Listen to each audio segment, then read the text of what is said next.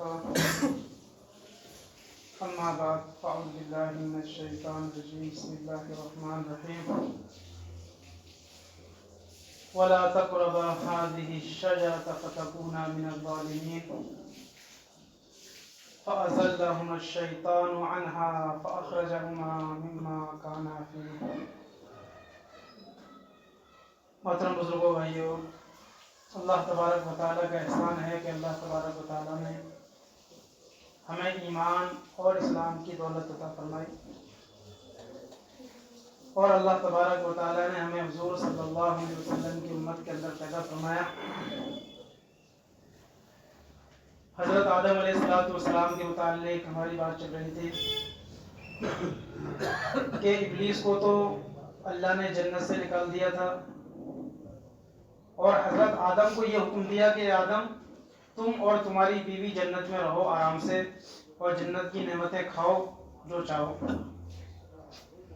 ابلیس کو یہ بات گوارا نہیں ہوئی کہ میں تو دنیا میں بھٹکتا پھروں آدم کی وجہ سے اور یہ جنت میں آرام سے رہیں۔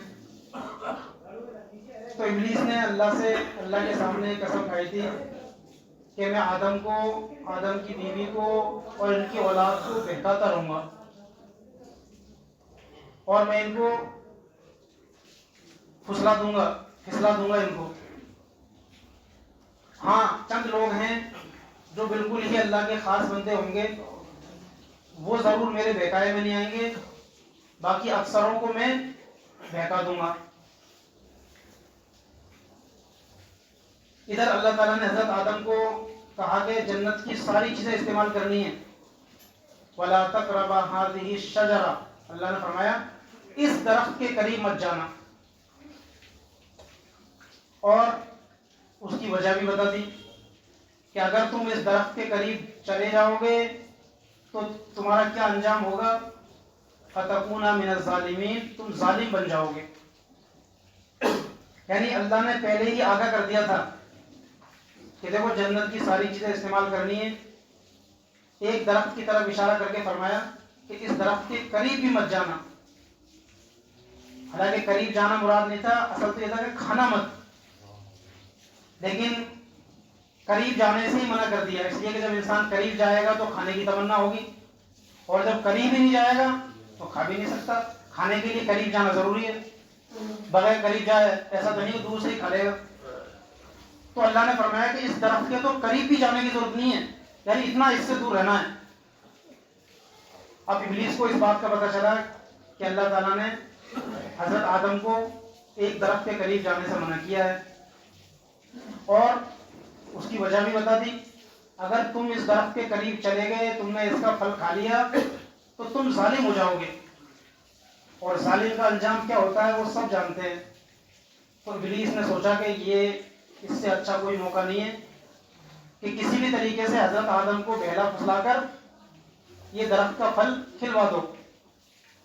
بس اس کے بعد میں اللہ نے جو بتایا کہ ظالم ہو جاؤ گے، اور ظالم کا کیا انجام ہوتا ہے، کیا ٹھکانہ ہوتا ہے دنیا کے اندر بھی، اس کی ذلت، بربادی، اور آخرت کے اندر بھی۔ تو ابلیس نے سوچا کہ یہ ان کو بہکانے کا یہ سب سے اچھا موقع ہے کہ یہ درخت کا پھل کھلوا دو۔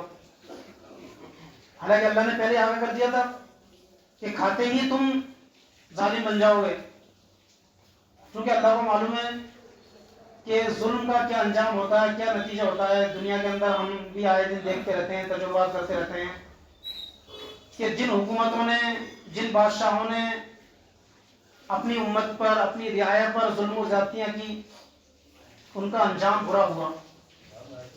شروع سے دیکھ لو، نمرود، پھر قارون، اور پھر فرعون، اسی طریقے سے بہت سے ظالم اور جابر بادشاہ گزرے ہیں جنہوں نے اپنی رعایا پر ظلم و ستم کیے، تو اللہ نے ان کا برا حال کیا اور ان کا برا انجام ہوا۔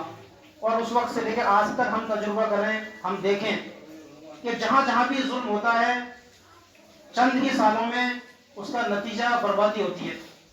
کسی کو 50 سال میں، کسی کو 100 سال میں، کسی کو 10 سال میں اس کا نتیجہ بھگتنا پڑتا ہے۔ جو آدمی جس جگہ کا ذمہ دار ہے، جو آدمی جس ڈپارٹمنٹ کا ذمہ دار ہے، وہ وہاں اگر ظلم و ستم کرتا ہے تو وہ زیادہ نہیں رہ پاتا۔ چند سالوں میں ہم آئے دن اس کا تجربہ کرتے رہتے ہیں کہ چند سالوں میں وہ ٹھکانے لگ جاتے ہیں اور ان کا نام و نشان نہیں رہتا.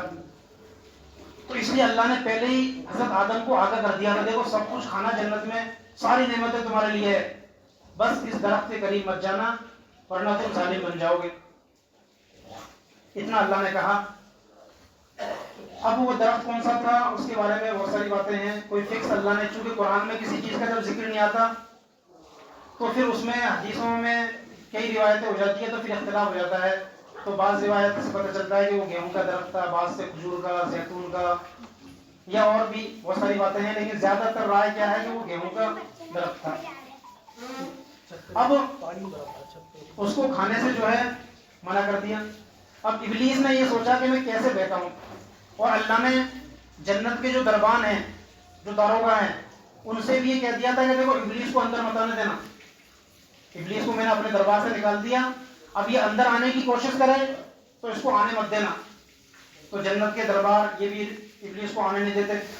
ابلیس نے کئی مرتبہ اندر جانے کی کوشش کی تو درباروں نے جو اندر جانے نہیں دیا. اب قرآن میں ہے کہ ابلیس نے ان کو بہکا دیا اور جنت سے ان کو نکلوا دیا، یعنی اس درخت کے کھانے کا ذریعہ اور سبب جو بنا وہ ابلیس بنا، کہ ابلیس نے ان کو بہکایا. اب کیسے بہکایا؟ بس قرآن سے ہمیں اتنا پتہ چلتا ہے کہ ابلیس نے ان کو آدم اور حوا کو بہکایا.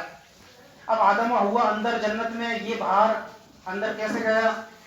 دربان اندر جانے نہیں دیتے. تو اب اس کے بارے میں پھر مختلف باتیں ہیں کہ وہ کیسے گیا.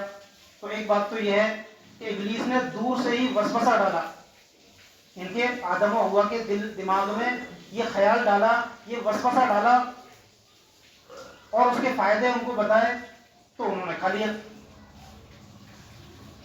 بہت سی تفسیر کی کتابوں میں یہ بات لکھی ہوئی ہے، جو بڑی بڑی تفسیر ہے عربی کی، تفسیر ابن کثیر، تفسیر مظہری، تفسیر طبری، ان میں یہ لکھا ہوا ہے کہ ابلیس نے جنت کے اندر جس طرح آدم و حوا تھے اس طرح اور جانور بھی تھے، تو سانپ جو ہے، سانپ یہ بھی تھا.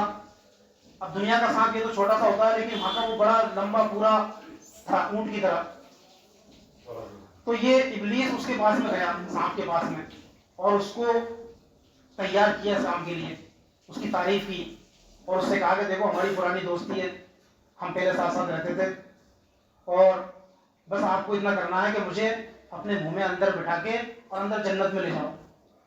تو ابلیس کو اس نے، سانپ نے کہا کہ نہیں میں تو نکل سکتا، اللہ نے منع کیا اور یہ آدم علیہ السلام میرے دشمن بن جائیں گے.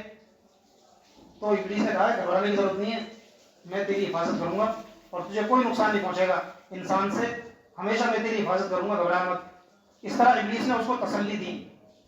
اب وہ اس کے بہکاوے میں آ گیا اور سانپ نے جو ہے ابلیس کو، اب وہ جنات ہے، اس کی کوئی شکل صورت نہیں ہوتی، چھوٹی سی جگہ میں آ جاتے ہیں، تو ابلیس کو سانپ نے اپنے منہ میں بٹھا لیا، اندر رکھ لیا، اور سانپ جو ہے جنت میں آپ کو لے گیا. اور جنت کے جو داروغہ تھے ان کو پتہ نہیں چلا، کیونکہ وہ تو ظاہری چیزوں کو دیکھتے ہیں، اور یہ اللہ کی طرف سے بھی قدرتی نظام تھا کہ ایسا ہونے والا تھا، اس لیے اللہ نے بھی جانے دیا، ورنہ اللہ چاہتا تو نہیں جا سکتا، لیکن اللہ کو یہ سارا نظام کرنا تھا. تو ابلیس جو ہے سانپ کے منہ میں بیٹھ کر اندر چلا گیا اور آدم و حوا کو بہکایا اور ان سے کہا کہ دیکھو یہ جو درخت ہے نا تم اس کو کھا لو. تو انہوں نے منع کر دیا کہ نہیں، ہم سے تو اللہ نے منع کیا، ہم نہیں کھا سکتے اس کو. تو اس کی بہت ساری وجوہات، جواب، انہوں نے جو سوال کیا سب کے جواب دیتا رہا کہ دیکھو اللہ نے تم سے جو منع کیا تھا نا وہ ہمیشہ کے لیے نہیں کیا تھا. جب تم کو شروع میں جنت میں داخل کیا نا اس وقت کے لیے منع کیا تھا، اب تو تم کو کافی دن ہو گئے جنت میں رہتے ہوئے، اب تھوڑی منع ہے، اب تو کھا لو. ایک بات تو یہ کہی اور اس کے فائدے بتائے، بہت ساری باتیں کہ دیکھو شروع میں انسان جو ہے کمزور ہوتا ہے، تم شروع میں جنت میں آئے تو تم اس وقت جو ہے کمزور تھے، اب جنت کی نعمتیں کھا کھا کے تم طاقتور ہو گئے ہو، مضبوط ہو گئے ہو. یہ درخت جو ہے نا یہ تھوڑا زیادہ بھاری ہے، شروع میں تم اس کو کھاتے تو تمہیں دقت ہوتی، اب جو ہے تمہیں کوئی دقت نہیں ہے، اب تو تم کافی دن ہو گئے رہتے ہوئے. اس طرح کی باتیں ابلیس نے ان کو بتائی. پھر بھی حضرت آدم جو ہے تیار نہیں ہوئے. پھر اور بتائی کہ دیکھو اللہ نے تم سے جو ہے منع کیا نا اس درخت کو کھانے سے، وہ اس لیے کیا ہے کہ اس درخت کی خاصیت ہے کہ جو اس کو کھا لیتا ہے وہ ہمیشہ زندہ رہتا ہے، اور وہ ہمیشہ جنت میں رہتا ہے، پھر وہ نکل نہیں سکتا جنت میں سے، اور اللہ اس کو جنت سے نکال نہیں سکتے پھر جو اس کو کھا لیتا ہے، اور اللہ تم کو جنت سے نکالنا چاہتا ہے، اس لیے اللہ نے تم کو اس درخت کے کھانے سے منع کر دیا کہ اگر تم نے اس کو کھا لیا تو تم کو ہمیشہ یہیں رہنا پڑے گا، تو اس لیے کھا لو اگر تم یہاں ہمیشہ رہنا چاہتے ہو تو۔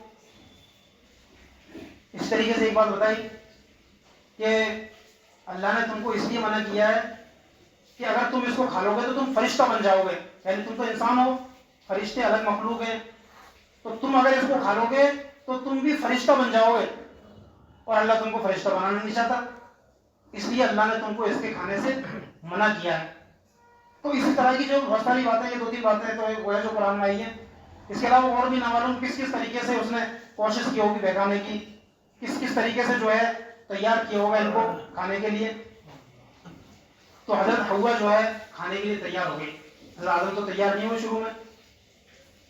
حضرت حوا لالچ میں آ گئی اور حضرت حوا کے سامنے یہ آ کر رویا، چلایا، گڑ گڑایا اور قسم کھائی کہ تم میری بات کا یقین تو کرو، کچھ تو سوچو، میں تمہارا خیر خواہ ہوں، میں تمہارا ہمدرد ہوں، میں تمہارا بھلا چاہتا ہوں، میں کوئی تمہارا نقصان تھوڑی چاہوں گا، میں تو تمہارے فائدے کے لیے کہہ رہا ہوں، تمہارے نفع کی بات بتا رہا ہوں۔ یعنی یہ سارے ڈھونگ اس نے کیے۔ آج بھی دنیا کے اندر اس طرح کے جو لوگ ہوتے ہیں وہ اس طرح کے ڈھونگ کرتے ہیں، کسی کو کسی کام کے پر تیار کرنے کے لیے اس طرح کی حرکتیں کرتے ہیں۔ تو ابلیس نے یہ سارے طور طریقے کیے اور رویا، چلایا، اپنا سینہ پوٹا، تو اس کو بولتے ہیں نوحہ کرنا۔ تو آج بھی بہت سی عورتیں یا بہت سے لوگ کرتے ہیں، کسی وجہ سے ماتم کرتے ہیں، نوحہ کرتے ہیں، سینہ پوٹتے ہیں، بلا وجہ اپنے چہرے پر مارتے ہیں، تو یہ سب کیا ہے؟ نوحہ کرنا، اس کو بولتے ہیں نوحہ۔ تو یہ کام سب سے پہلے ابلیس نے کیا کہ حضرت حوا کے سامنے جائے، رویا، گڑ گڑایا، سینہ پیٹا اور منت سماجت کی، تو حضرت حوا تیار ہو گئی اور حضرت حوا نے اس درخت کا پھل کھا لیا۔ حضرت حوا نے جب کھا لیا تو حضرت آدم سے کہا کہ دیکھو میں نے تو کھا لیا اور مجھے کچھ نہیں ہوا، تو آپ بھی کھا لو۔ تو ان کے کہنے پر پھر حضرت آدم نے بھی اس کا پھل کھا لیا۔ جیسے ہی حضرت آدم نے کھایا تو اللہ تعالیٰ نے دونوں سے جو ہے جنتی لباس جو پہنا رکھا تھا ان کو اس وقت، وہ لباس اللہ نے ان سے چھین لیا، وہ لباس ان کا گر گیا اور اپنے بدن کو وہ جنت کے پتوں سے ان سے چھپانے لگے، بھاگنے لگے ایک دوسرے سے۔ اس کے بعد میں اللہ تعالیٰ نے حضرت آدم اور حوا کو بھی اور سانپ کو بھی، سب کو جو ہے دنیا میں اتار دیا اور کہا کہ تم سب یہاں سے چلے جاؤ، تم سب نے جو ہے میری نافرمانی کی ہے۔ ابلیس نے نافرمانی کی، اس کو پہلے ہی نکال دیا تھا، اب یہ سانپ نے اور آدم و حوا نے بھی نافرمانی کی کہ میں نے منع کیا تھا کہ مت کھانا، سارے جانوروں سے کیا تھا کہ کوئی ابلیس کو اندر مت لے جانا، لیکن یہ سانپ بھی اندر لے گیا ان کو اور ان کو بہکا دیا اور یہ انہوں نے کھا لیا، میری نافرمانی کی، اب تم سب یہاں سے اتر جاؤ، سب یہاں سے چلے جاؤ۔ تو جو ہے اللہ تعالیٰ نے ان کو دنیا میں بھیج دیا۔ تو اس سانپ جو ہے گویا سانپ ایک ذریعہ بنا، بہکایا ابلیس نے، ذریعہ اس کا سانپ بنا، اس لیے سانپ سے ہماری دشمنی ہے۔ اللہ کے نبی نے فرمایا کہ جو آدمی سانپ کو یہ سمجھ کر نہیں مارے کہ یہ ہم سے بدلہ لے گا، بہت سے لوگوں کا عقیدہ ہوتا ہے کبھی سانپ کو مت مارو، وہ جو ہے نا وہ بدلہ لیتا ہے پھر۔ تو اللہ کے نبی نے فرمایا جو آدمی سانپ کو اس لیے نہیں مارے یہ سمجھ کر کہ یہ ہم سے بدلہ لے گا، تو وہ ہم میں سے نہیں ہے، وہ مسلمان نہیں ہے، اور فرمایا کہ یہ ہمارا دشمن ہے، اس لیے جو ہے اس کو اس عقیدے سے مت چھوڑو کہ یہ ہم سے بدلہ لے گا، یہ بعد میں ہم کو کوئی نقصان پہنچائے گا، تو جو ایسا کرے گا وہ ہم میں سے نہیں ہے۔ تو اسی طریقے سے ایک مرتبہ اللہ کے نبی صلی اللہ علیہ وسلم کے پاس میں ایک صحابی تھے، میدان جنگ سے آئے تھے اور اپنے گھر جانے کی اللہ کے نبی سے اجازت لے رہے تھے، تلوار آپ کے پاس میں تھی۔ تو دوپہر کے وقت میں وہ صحابی اپنے گھر پہنچے تو ان کی بیوی گھر سے باہر کھڑی ہوئی تھی۔